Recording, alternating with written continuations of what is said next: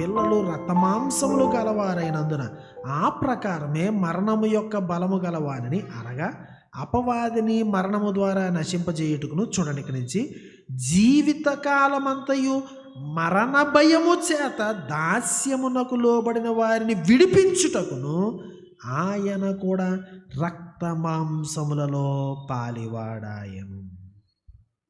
భయంతో ఉన్న వారికి ఇమ్మానుయేలుగా ఆయన వాగ్దానం చేశాడు, నెరవేర్చాడు. మరణ భయం, జీవితకాలమంతయు మరణ భయము చేత దాస్యమునకు లోబడ్డమని.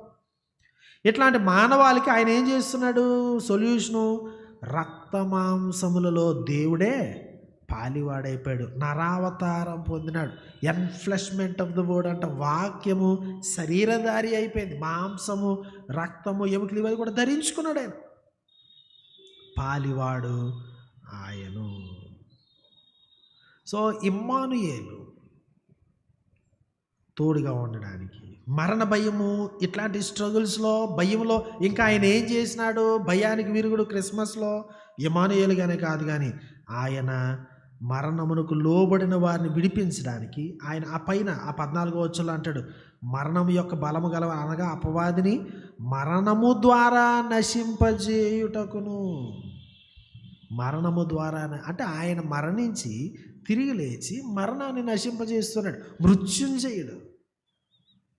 ఈ ప్యాసేజ్లో చెప్పేది అంటే ఆయన క్రిస్మస్లో మృత్యుంజయుడిగా పుట్టాడు. రక్త మాంసములలో పాలివాడగుట అంటే మృత్యుంజయుడు. ఆయన మృత్యుంజయుడిగా ఉండడం కోసం ఆయన రక్తాన్ని మాంసాన్ని ధరించాడు, చనిపోవడానికి పుట్టాడు. ఎందుకు? మరణ భయము చేత దాస్యమునకు లోబడిన వారిని విడిపించడానికి. సో కాబట్టి మరణాన్ని ఆయన జయించాడు.